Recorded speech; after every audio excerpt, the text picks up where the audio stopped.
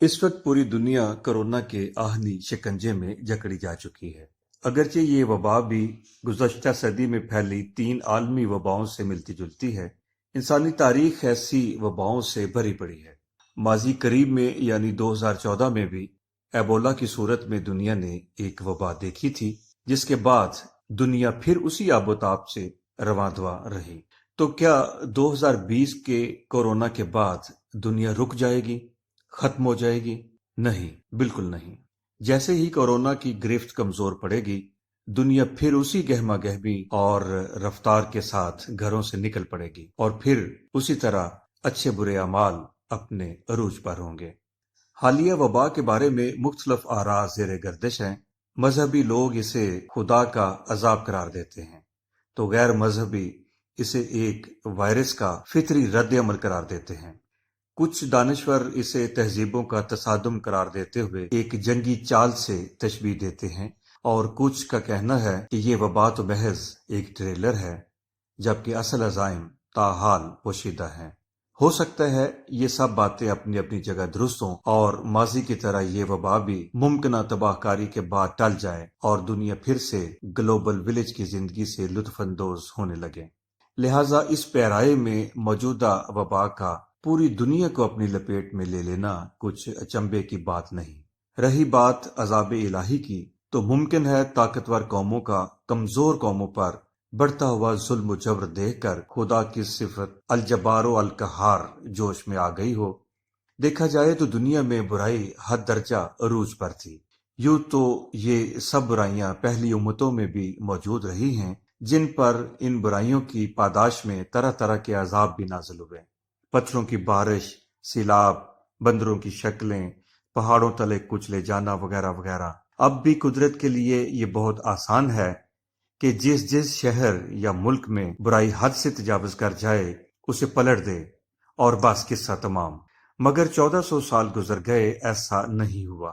ہمارا خدا جو جبار بھی ہے اور قہار بھی، وہ اس دنیا میں بھی عذاب نازل کر سکتا ہے اور کرتا بھی رہا ہے، مگر جب سے عالمگیر رحمت بشکل احمد صلی اللہ علیہ وآلہ وسلم ظہور پذیر ہوئی ہے، خدا تعالی عالم کے ساتھ اپنی صفات الرحیم و الکریم سے معاملہ فرمانے لگا ہے۔ یہی وجہ ہے کہ جن عذابوں کا ذکر ہمیں الہامی کتابوں میں ملتا ہے، امت محمدی ان سے محفوظ ہے۔ البتہ وقتاً فوقتاً کبھی ہلکی اور کبھی شدید تنبیہات سے ہمارا پالا ضرور پڑتا رہے گا، کیونکہ خدا کبھی یہ نہیں چاہتا کہ وہ امت محمدی کو آگ میں دھکیلے۔ جس طرح ایک استاد اپنی کلاس کے لیے فکر مند ہوتا ہے کہ کسی طرح سب طلبہ پاس ہو جائیں، وہ نہ پڑھنے، شور و غل کرنے یا کسی بد اخلاقی پر طلبہ کو سزا بھی دیتا ہے۔ کبھی ایک طالب علم کو سزا دے کر پوری جماعت کو تنبیہ کرتا ہے، کبھی چند طلبہ کو، اور کبھی پوری کلاس کو۔ کبھی محض میز پر ہاتھ مار کر خاموش کراتا ہے، اور کبھی چھڑی کی ٹک ٹک سے تنبیہ کرتے ہوئے کلاس کو خاموش کرا کے پڑھائی کی طرف لگا دیا جاتا ہے۔ خدا تعالیٰ جو اپنی مخلوق سے بے حد و حساب پیار کرتا ہے، وہ چاہتا ہے کہ سب پاس ہو جائیں۔ اسی لیے وہ کبھی بادلوں میں گرج پیدا کر کے ڈرا دیتا ہے، تو کبھی تیز آندھیوں اور سونامیوں سے تنبیہ کرتا ہے، کبھی زمین میں لرزش پیدا کر دیتا ہے، تو کبھی کسی بیماری یا وبا کو نازل کر دیتا ہے۔ مقصد یہی ہے کہ لوگ ڈر جائیں اور راہ راست پر آ جائیں اور پاس ہو جائیں۔ صحیح بخاری حدیث نمبر 3474 میں طاعون کے حوالے سے فرمایا گیا ہے کہ یہ ایک عذاب ہے، اللہ تعالیٰ جس پر چاہتا ہے بھیجتا ہے، لیکن اللہ تعالیٰ نے اس کو مومنوں کے لیے رحمت بنا دیا ہے۔ اگر کسی شخص کی بستی میں طاعون پھیل جائے اور وہ صبر کے ساتھ اللہ کی رحمت سے امید لگائے ہوئے وہیں ٹھہرا رہے کہ ہوگا وہی جو اللہ تعالیٰ نے لکھا ہے، تو اسے شہید کے برابر ثواب ملے گا۔ اندازہ کیجئے کہ محض صبر کرنے پر شہید کے برابر ثواب کی نوید سنائی گئی ہے، تو اگر کوئی شخص وبا کے ہاتھوں جان سے گزر جائے تو اسے کتنے شہیدوں کا ثواب ملے گا۔